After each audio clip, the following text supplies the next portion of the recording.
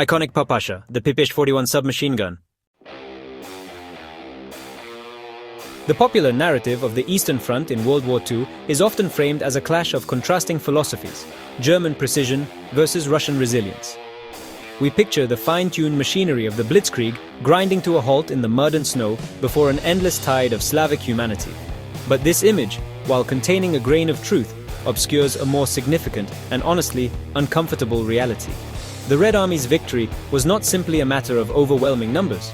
It was a victory of industrial and logistical adaptation, and no single object embodies this more perfectly than the Pistolet-Pulemyot Shpagina, the PPSh-41. Most people know it simply as the burp gun, a nickname earned from its distinctive high rate of fire. But to see it only as a primitive, mass-produced tool is to miss the point entirely. The Papasha, Russian for daddy, was not a crude compromise. It was a sophisticated solution to a specific set of brutal problems. It was a weapon born not from a desire for simplicity, but from the desperate necessity of equipping a conscript army while simultaneously rewriting tactical doctrine. The misconception is that the Soviets won because they had more men and more guns. The deeper truth is that they won because the PPSh-41 fundamentally altered the infantry squad's ability to generate violence in the close-quarters combat that defined the war's decisive battles.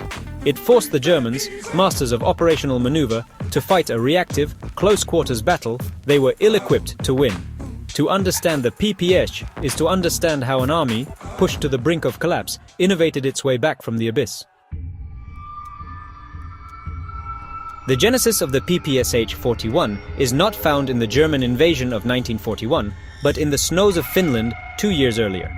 The Winter War of 1939-40 was a humiliating shock to the Soviet military system. Against a numerically inferior foe, the Red Army suffered staggering losses. One of the primary tools of that Finnish defense was the Suomi KP-31 submachine gun. In the dense forests and close quarters of the Mannerheim Line, the Finns demonstrated the devastating effectiveness of high-volume automatic fire at short ranges. The Red Army's standard submachine gun at the time, the PPD-40, was a fine weapon, but it was, honestly, a peacetime weapon. It relied on complex milling and machining, making it slow, expensive, and, well, impossible to produce in the numbers the Soviet High Command now realized were necessary. The lesson was crystal clear: future war would be decided by infantry in close contact, and that infantry needed a weapon that could be made by the millions, by semi-skilled labor, in factories that had never built a firearm before. The design brief handed to Georgy Shpagin was not to create the most accurate or elegant weapon, but to create the most producible and reliable weapon imaginable. The war was coming, and it would be won or lost on the factory floor as much as on the battlefield. When the Germans invaded in June 1941, the situation transformed from a theoretical exercise into, really, an existential crisis. The Soviet industrial heartland was overrun, factories were hastily crated up and shipped east on trains, and Moscow itself was under threat. It was in this chaos that Shpagin's design proved its genius. The PPSh-41 was a masterclass in what we might call survival engineering. The weapon was designed around the concept of stamped steel. Where the PPD-40 required 13.7 hours of machining time, the PPSh-41 could be turned out in just over 7. It utilized only 87 parts, compared to the PPD's 95. But the true ingenuity really lay in the details. The barrel, the most complex component, was often manufactured by taking a Mosin Nagant rifle barrel and simply cutting it in half. 2 submachine gun barrels from 1 rifle barrel. The wooden stock was not just a cost-saving measure, it served as a vital insulator, allowing a soldier's hands to freeze to the metal of an MP40, but not to the wood of a Papasha. This was production under the gun. Literally, local Communist Party officials in Moscow were made personally responsible for output quotas. Teenagers and grandmothers operated presses in makeshift workshops. By the spring of 1942, factories were producing 3,000 units a day. The PPSh-41 was not just a weapon, it was the physical manifestation of a society mobilizing its every resource for survival. It was cheap, but it was not shoddy. The barrel was chrome-lined to resist corrosive ammunition and extend its life in the field, a feature of a weapon designed for soldiers who might not see a cleaning kit for weeks. With the Papasha flooding into the ranks, the Red Army could now rethink how it fought. The German army's strength lay in combined arms, with the MG-34 machine gun as the base of fire for the infantry squad. The Soviets, initially lacking enough machine guns, turned this weakness into a strength. They created entire units, platoons, companies, and even entire divisions, equipped almost exclusively with the PPSh-41. This gave rise to a brutal new tactic, sometimes called the 50-meter rule.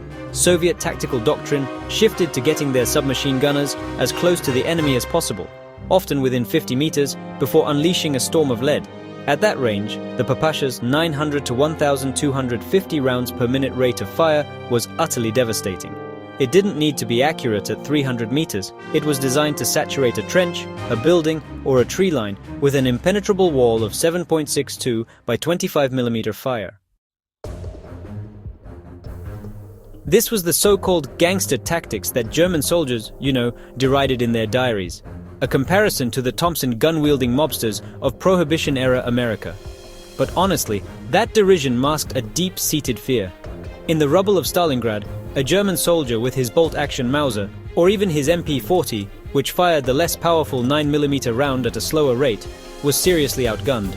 A Soviet assault group, armed with Papashas and grenades, could clear a building with terrifying speed. The weapon's compensator, crude as it was, helped keep the muzzle down during those critical bursts, allowing even a minimally trained soldier to put rounds on target.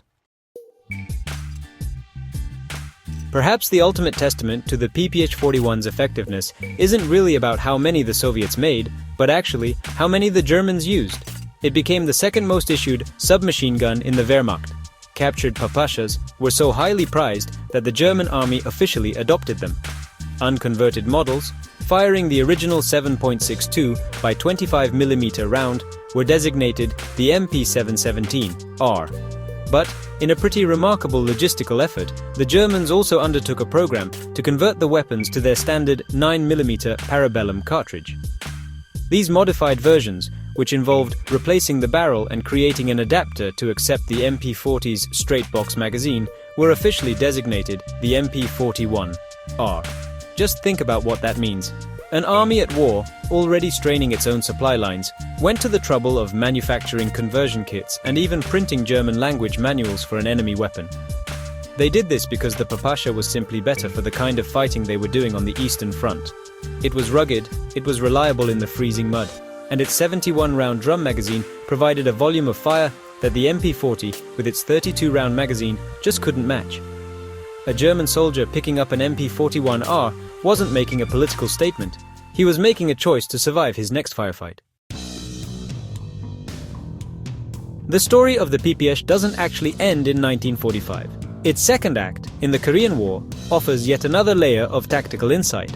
The Chinese People's Volunteer Army and the North Korean People's Army were both equipped with license-produced versions, the Type 50 and Type 49, respectively.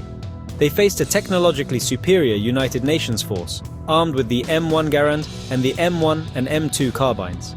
Yet, American infantrymen often found themselves at a pretty critical disadvantage. The war in Korea was often a night war, fought at close quarters against massed infantry assaults. As one US infantry captain, who would later become General Hal Moore, noted, the PPSh simply outclassed and outgunned what we had in those situations. A Chinese squad, armed with Papashas, could unleash a volume of fire that forced UN patrols to seek cover, unable to effectively respond with their semi-automatic rifles. The lesson wasn't about accuracy or range, but about the dynamics of the ambush and the night assault. The side that could put the most lead in the air in the first 3 seconds of contact usually won. The PPSh-41 is often relegated to the footnotes of history, remembered as a kind of crude but effective wartime expedient. But to view it only through that lens is to ignore its deeper significance. It's really a case study in how a military force can adapt its industrial base, its tactical doctrine, and even its soldiers' psychology to the brutal realities of total war. It reminds us that the best weapon is never the one with the finest specifications, but the one that is available, reliable, and perfectly suited to the environment in which it must fight. It was a tool that allowed a conscript to fight like a veteran, and it changed the way infantry warfare was conducted for a whole generation. The lessons of the Papasha, simplicity, ruggedness, and overwhelming firepower at the point of decision, are as relevant today in understanding the nature of conflict as they were in the rubble of Stalingrad. It is not just a piece of metal and wood, it's a key to understanding how the 20th century was won and lost. If you value this kind of in-depth historical analysis, digging beneath the surface to understand the real story behind the machines of war, make sure to subscribe to War Machina. Go ahead and hit that like button and share this video with anyone who appreciates that history is more than just dates and names. It's about understanding the tools and the tough decisions that shaped our world.